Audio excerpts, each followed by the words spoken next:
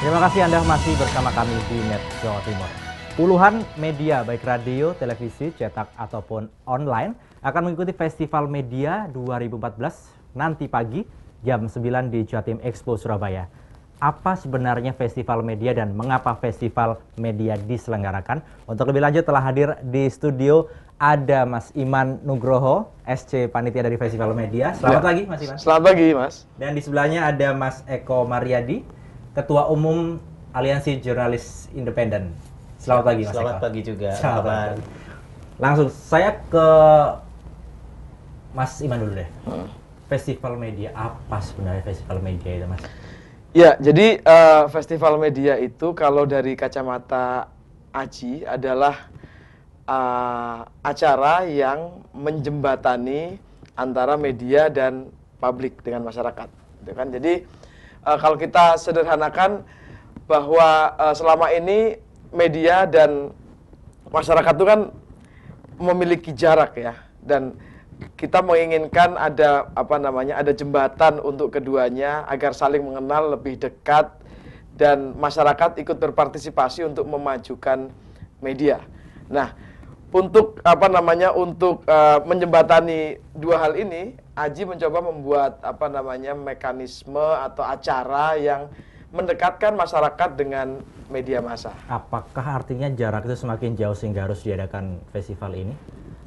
Sebenarnya kalau kita lihat bahwa masyarakat itu perlu diperkenalkan bagaimana sih sebenarnya dapur media massa.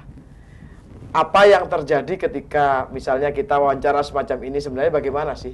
Gitu. Masyarakat, kita ingin bahwa masyarakat itu menikmati juga media tidak hanya produknya, tapi juga bagaimana dapur media itu, bagaimana media itu bekerja, proses pencarian, pengolahan, hingga distribusi pemberitaan. Nah, itu yang ingin kita. Sampai pada akhirnya ada program satu televisi yang benar-benar membocorkan kru-krunya di televisi itu, Mas ya? Ya, bisa jadi. Jadi kita tahan dulu, saya ke Mas Eko. Aji ini di Festival Media dalam sebagai posisi panitia juga atau sebagai penyelenggara atau seperti apa Mas? Jadi ini untuk beberapa kalian sih Mas? Ya, pertama ini adalah event yang ketiga ya. Jadi di 2012 kita pertama kali membuat Festival Media. Dan ini memang yang menyelenggarakan Aji ya? Ya. Yeah. Jadi ini adalah sepenuhnya inisiatif Aliansi Jurnalis Independen Aji ya. Dimulai dari tahun 2012 di Kota Bandung, kemudian 2013 di Jogja. Nah, tahun ini kita pilih Surabaya. Kenapa Surabaya? Ada beberapa alasan ya. Pertama, kita melihat bahwa pertumbuhan industri media di Surabaya itu termasuk yang paling cepat secara nasional ya. Kemudian kedua, secara struktur organisasi, Aji-Aji di kota Surabaya ini paling lengkap. Jadi di Jawa Timur saja ada 5 Aji kota yang kuat gitu loh. Jadi ada Surabaya, ada Malang, ada Kediri, ada Jember, ada Bojonegoro ya kan. Sebentar lagi akan ada berdiri juga di beberapa kota lain, Madura misalnya. Jadi kita melihat kalau tadi Mas Iman mengatakan menjembatani, Aji secara konsep ingin membuat Festival Media ini mendorong tumbuhnya media-media lokal yang berkualitas dan jurnalis-jurnalis yang profesional dan beretika. Sehingga dengan begitu kebutuhan akan media massa yang cerdas, yang kemudian yang bisa memberikan informasi yang akurat kepada publik itu bisa tercapai. Aji melihatnya sendiri media massa sekarang seperti apa Mas? Well, kita tahu sekarang banyak kritik terhadap media ya. Yang paling baru saja di musim pemilu, media menjadi bagian dari organ politik, alat propaganda politik, pemilik-pemiliknya yang terjun ke dunia politik, apakah yang nyalek atau yang nyapres ya kan. Ini sebetulnya sudah menjadi salah satu bagian dari kecemasan publik. Kalau media terus-menerus berperilaku seperti itu, maka dia akan kehilangan kepercayaannya ya. Padahal salah satu prinsip dalam bisnis media itu adalah trust ya. Apa sih yang dijual media itu kepada publik selain informasi yang disajikan ya? Itu adalah kepercayaan ya, kredibilitas. Nah, kita berharap Festival Media ini bisa mendorong tumbuhnya media-media lokal ya. Oleh karena itu ini tiap tahun kita pergilirkan dari kota ke kota. Seperti yang tadi saya bilang, dari Bandung ke Jogja, ke Surabaya. Nanti mudah-mudahan akan pindah ke Indonesia Timur, ke Indonesia Tengah, ke Indonesia Barat. Cita-citanya seperti itu. Kalau Mas Iman? di media sendiri, untuk festival media sendiri, kenapa Surabaya, ada alasan? Ya, jadi kita itu meyakini sejak awal ya bahwa media massa itu tidak hanya milik Jakarta. Oke. Media massa Jakarta sentris ya. Ya, kita tidak ingin seperti itu. Kita tahu bahwa di Jawa Timur juga menjadi salah satu tonggak berdirinya media massa lokal yang kemudian menjadi nasional. TV-TV lokal yang tumbuh di pesat di Jawa Timur, kemudian juga diikuti di daerah-daerah lain. Nah, ini harus ada yang mencatat gitu. Maka Aji ingin festival media menjadi salah satu tonggak untuk mencatatkan bahwa Jawa Timur memiliki potensi untuk memunculkan media-media lokal. Nah, itu tidak pernah ada yang mencatat itu. Kita selama ini menikmati media saja, tapi tidak pernah ada yang mendeklarasikan hal itu. Okay. Gitu. Kemudian hal lain, saya ingin kami di Aji itu ingin bahwa media-media lokal memiliki kepercayaan diri untuk tumbuh, untuk lebih besar. Kita tahu bahwa jejaring media kalau dari prinsip frekuensi itu dibutuhkan.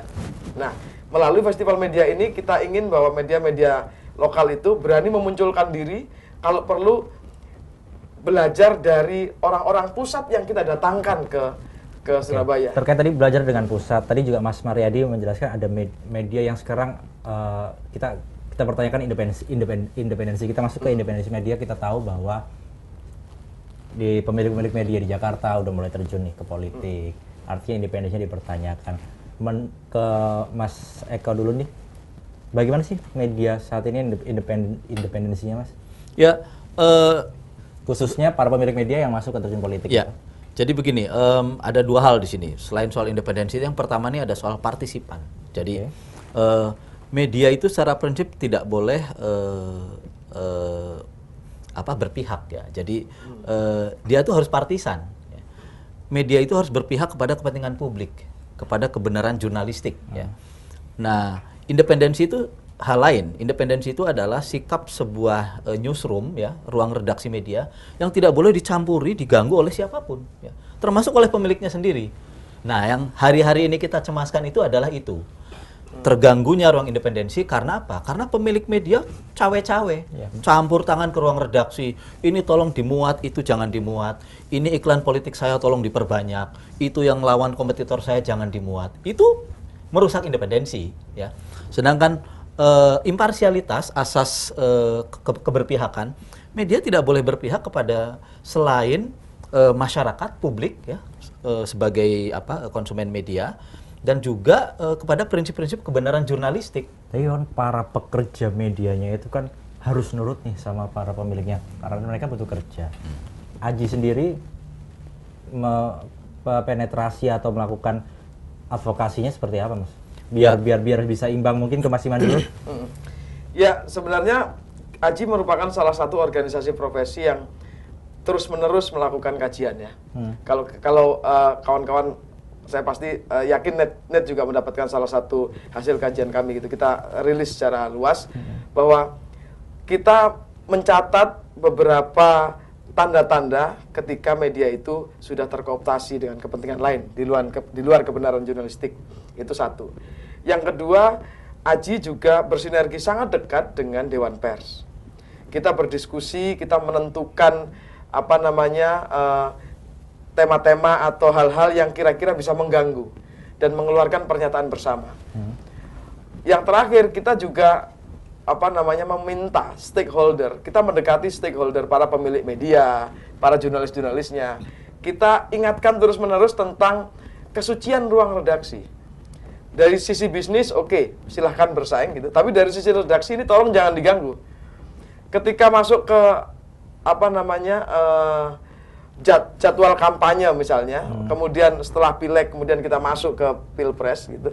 Ini hal-hal semacam ini riskan dan terus kita cermati gitu. Jangan sampai sekarang ya. Sampai sekarang pun kita masih melihat ada media-media yang baik secara terbuka maupun tidak terbuka itu lebih memberikan porsi banyak gitu kepada partai politik yang menjadi orientasi pemiliknya. Sampai saat ini Mas Eko sudah berapa kasus nggak sih, Mas? Terakhir 2013 ada yang memang sampai dipecat karena bertolak belakang pendapat dengan para pemiliknya. Seperti apa Aji menyikapi itu, Mas? Pada prinsipnya kan Aji sebagai organisasi profesi berusaha pertama menjalankan prinsip-prinsip dasar jurnalistik, di mana pers itu harus dijalankan secara bebas. Yes.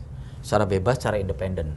Nah, setelah kita mendapatkan kebebasan pers, setelah mendapatkan independensi ruang redaksi, maka kita akan masuk ke langkah berikutnya yang disebut dengan membangun profesionalisme dan etika. Ya. Nah, setelah wartawan, kemudian kantor-kantor media memastikan bahwa para pekerjanya ini profesional dan punya etika, baru kita memperjuangkan tahap berikutnya yang disebut dengan memperjuangkan upah layak, kesejahteraan, ya kan? Bahwa kantor media itu harus menggaji wartawan, termasuk melindungi profesi wartawan, termasuk mengadvokasi apabila wartawan itu mengalami masalah, kekerasan di lapangan, diserang oleh preman, diserang oleh aparat misalnya. Kantor media harus tanggung jawab. Jadi jangan cuma minta beritanya tok. Beritanya diubek-ubek, diminta-minta, tapi begitu ada kejadian mereka lari buang badan. Sejauh ini pertanggungjawaban dari para pemilik media sudah benar nggak sih? Jadi saya kebetulan di divisi advokasi Aji Indonesia ya. Jadi kita mencermati bahwa pemilik media ini selama ini kurang bertanggung jawab ketika wartawannya itu tertimpa permasalahan. Oleh sebab itu, Aji dan Dewan Pers serta stakeholders Dewan Pers yang lain membuat apa yang namanya Satgas Anti Kekerasan pada Wartawan. Salah satu hal yang kita tekankan dalam Satgas Anti Kekerasan itu adalah tanggung jawab pemilik media untuk ikut in charge, untuk ikut turun tangan terlebih dahulu ketika wartawannya tertimpa permasalahan gitu. Aji tidak pernah memilih-milih, meskipun misalnya ada wartawan yang bukan anggota Aji tertimpa, tetap kita bela. Tapi itu tidak bisa terus-menerus gitu. Pihak perusahaan harus disadarkan bahwa mereka adalah bagian dari perusahaan dan harus mendapatkan advokasi dari perusahaan, nggak bisa dibiarkan begitu saja. Nah, ini yang terus kita dorong gitu. Dari berbagai macam pengalaman dan cerita-cerita tadi, kita balik ke festival media. Itu kan juga yang akan diingin tahukan oleh nanti para pengunjung. Ternyata media itu sebegitu rumitnya dan banyak permasalahan. Adakah nggak nanti di festival itu? Jadi kita membangun atau membentuk yang kita sebut media literasi. Seperti jadi kita ingin masyarakat itu punya keberanian, tidak cuma menjadi konsumen, jadi produk-produk media massa, tapi juga sekaligus menjadi watchdog. Okay. Masyarakat harus mengawasi ini media massa. Kalau ada yang keliru, protes, beri masukan. Gitu. Ada sistemnya, ada mekanismenya. Nah, di festival media kita ingin masyarakat bertemu langsung dengan awak media dan ngomong di situ. Dan yang harus diingat tidak cuma media massa ya, kita juga mengundang misalnya KPI, kita juga mengundang KPK. Nah ini kan hal-hal yang membuat masyarakat akhirnya jadi tahu, oh ketika media massa itu ngomong soal korupsi ternyata begini toh. Kalau misalnya dia tidak paham hal-hal menyangkut korupsi, ada KPK di sana, silakan tanya, gitu. Hal-hal yang sifatnya edukatif ada semua di festival media. Cuman tidak juga melupakan yang fun. Ya, ada masyarakat bisa nggak sih untuk ngeritik media langsung nantinya disosialisasikan di situ untuk cara-caranya? Tidak hanya bisa, harus bisa. Cuma masyarakat sekarang bingung, nggak tahu caranya harus seperti apa itu kan? Itulah kenapa kita hadirkan dalam satu forum ini. Kita ingin media massa juga terbuka menerima kritik ya, Pak Itam ya, untuk dari masyarakat secara langsung, kemudian mengimplementasikannya. Jangan kritik kemudian ya selesai dikritik tidak terimplementasi. Kita ingin pasca festival media harus ada implementasi, masyarakat harus lebih didengar oleh media massa. Oke. Ya, tidak satu arah saja kan. Mas Eko ada tambahan? Ya, saya kira seperti yang tadi sudah disampaikan Mas Iman, salah satu fungsi dari pers itu kan memberikan edukasi ya. Jadi fungsi pers itu ada 4. Fungsi informasi, fungsi pendidikan, ya, fungsi hiburan, fungsi kontrol sosial. Sudahkah itu dilakukan? Nah, memang kita harus akui, media sekarang ini baru hebat pada 2 fungsi. Hiburan, ya, dan kontrol sosial. Ngeritiknya kenceng, siapa saja dikritik, ya. Keberhasilan media dalam fungsi ini adalah mengirim para koruptor ditangkap KPK, ya. Jadi jasa media itu cukup besar loh. Kita ngasih feedback kepada publik bahwa pemerintah KPK ini melakukan tindakan-tindakan yang konkret terhadap pemberantasan korupsi misalnya. Salah satunya ini oleh media ya.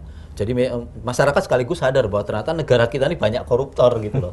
Nah, tapi ada dua fungsi media yang masih sangat kurang dijalankan, yaitu fungsi edukasi ya. Fungsi edukasi ini yang harus kita dorong. Nah, festival media ini salah satunya di situ. Jadi kita memberikan edukasi, pendidikan langsung kepada masyarakat bahwa misalnya kalau masyarakat itu tidak puas dengan pemberitaan Net TV ya, lapor ke KPI, Komisi Penyiaran Indonesia. Tidak puas juga karena terkait dengan pemberitaan pers, lapor ke Dewan Pers. Ada mekanisme hak jawab, ada mekanisme hak koreksi ya. Kemudian atau melaporkan ke organisasi wartawannya. Misalnya kru di sini anggota salah satu organisasi wartawan, laporkan ke organisasi itu. Saya komplain nih, laporan di media ini ternyata nggak akurat, nggak bener, fitnah, apa kayak gitu loh. Itu dia. Jadi harus masyarakat harus dijembatani, harus diberikan informasi soal itu. Nah, ini festival di Surabaya, apa ini yang diharapkan dari masyarakat Surabaya untuk festival media khususnya? Jadi masyarakat Surabaya ini kan punya karakter yang menarik ya.